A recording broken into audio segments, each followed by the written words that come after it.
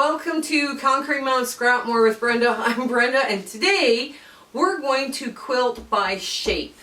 Now, this technique talks about the area that you're going to quilt and what you decide beforehand what shape or what design you're going to put in that shape, right? So I need you to watch the exit video. We finished the quilt, and I want to know if you want to do a sew along for that particular quilt.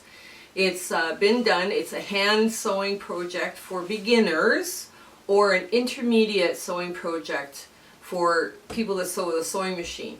It does go together really quite quickly, and it's a beautiful quilt. So when it comes to this, come on over. I'll show you how this is done. Okay, so here we are at the sewing machine.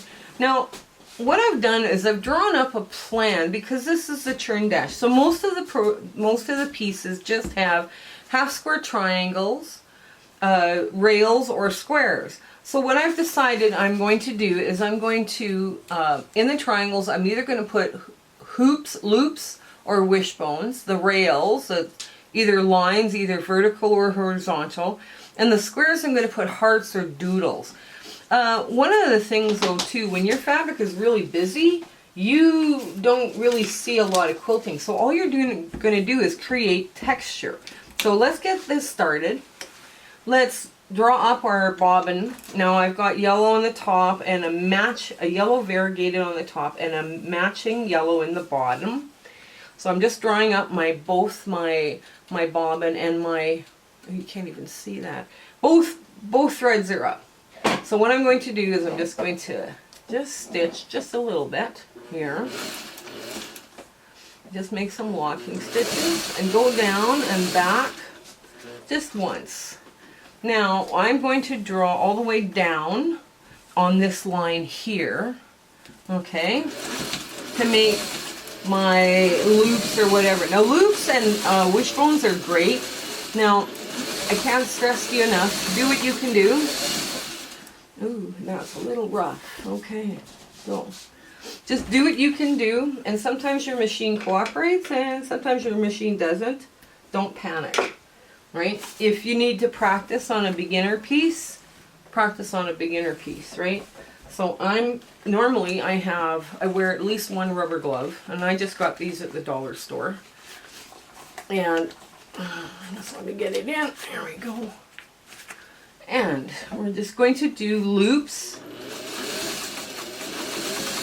just 5 small loops. They get bigger in the middle.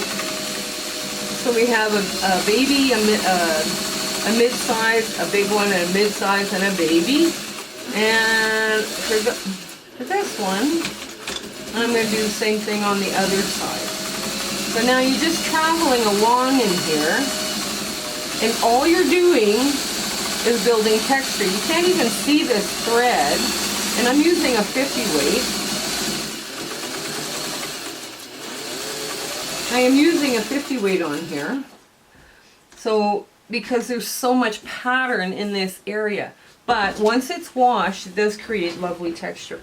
So let's just get down on the rails. Now the rails, I'm doing lines, both vertical and horizontal. And one of the interesting things my husband found out, if it's a replica of the bobbin holder that was causing all our problems with this machine to do any stitching. So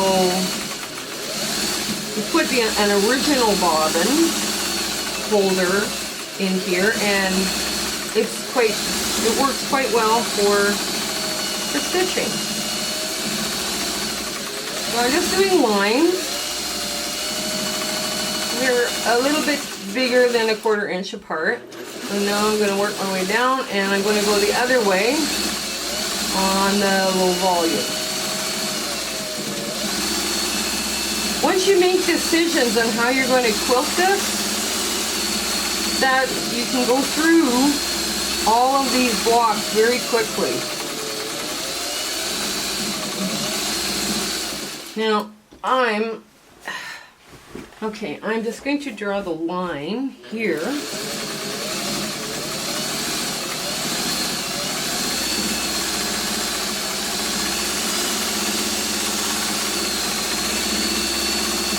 You can move around your quilt very quickly. You can also change the color of your thread if you don't like the color, what's happening.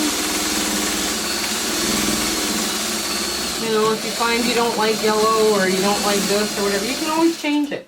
Now what I'm going to do is I'm going to put hearts in the center of this block. So I'm already at a quarter, so what I'm going to do is I'm going to go up and make the cleavage and then back to the point and move along this way. Now I'm going to go in again, make another heart. So all the heart points are in the corners.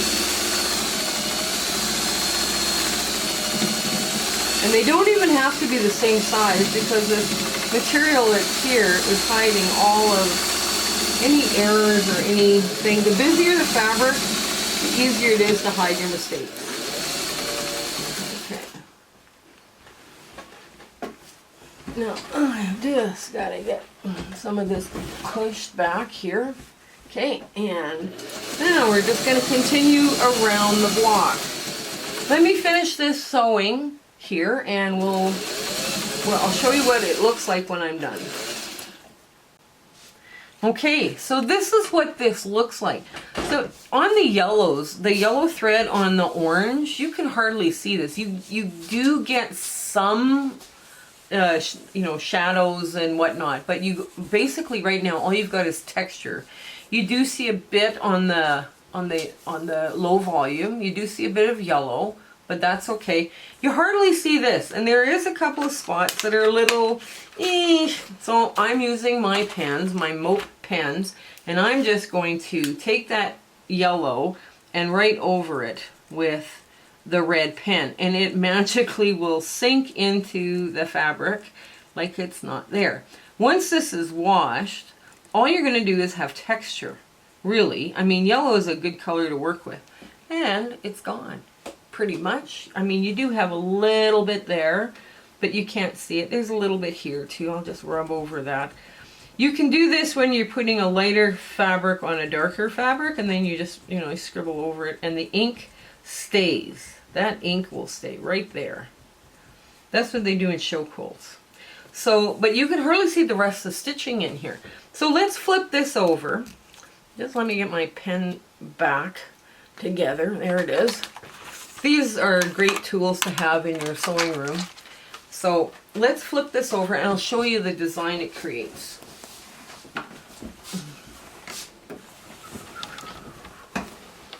So this is the block. This is the block we just did right here. And you can't even hardly see it. All you do is see texture of what's going on in front, right? I mean, this is a lovely K-facet print, but it's big and it's got some big bold areas with the big flower basket. But let's look here. I made 4 hearts in the center, and the hearts aren't even the same, but when you look at this overall quilt, it'll look fine. Once you wash it and it all crinkles up and gets that soft, lovely texture, it'll be beautiful on a bed. So what do you think? I think it looks pretty good.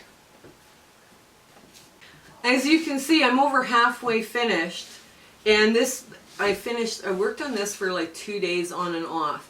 So I'm already halfway finished, and I'm going to keep working on this. But you don't see any little mistakes. You don't see anything, you know. All you're going to see once this is washed and dried is that lovely crinkle texture. Now, I have over quilted some of those areas, so they're going to lay really flat, but then other areas will pop up. So it'll really give a cool look to this quilt when it's all done. So remember to watch the exit video, because that's the quilt we're going to be looking at to do a sew along in December, early December of 2021. So if you're watching this, you know, 8 years from now, you know, sew along is over, but the pattern is still up. Okay, so don't worry about it. You're not going to miss anything. So I hope you have a fabulous week in your sewing room. I really, truly do. I hope that everything goes really well with you, and I would love to see you back again. Okay, bye. Have a great day. Hello everyone, just a quick reminder, this is the quilt we're going to start doing our sew along in the beginning of December 2021. This is a beautiful hand-pieced, hand-quilted. This is a beginner quilt for hand quilting. This is also an intermediate if you're using a sewing machine. And we're going to start this one at the beginning of December 2021. So if you're watching this 8 years from now, don't worry, it's a free pattern. It'll always remain a free pattern. We had a lot of fun doing this with our students, and we had a very enjoyable time. So if you like the videos and you like this challenge and you'd like to start a quilt along, comment below, but like, share, and subscribe with your friends. We are so happy that you're back with us if you're a subscriber. But if you're a new subscriber, please join. This is going to be so much fun. Okay, you have a great day. Bye.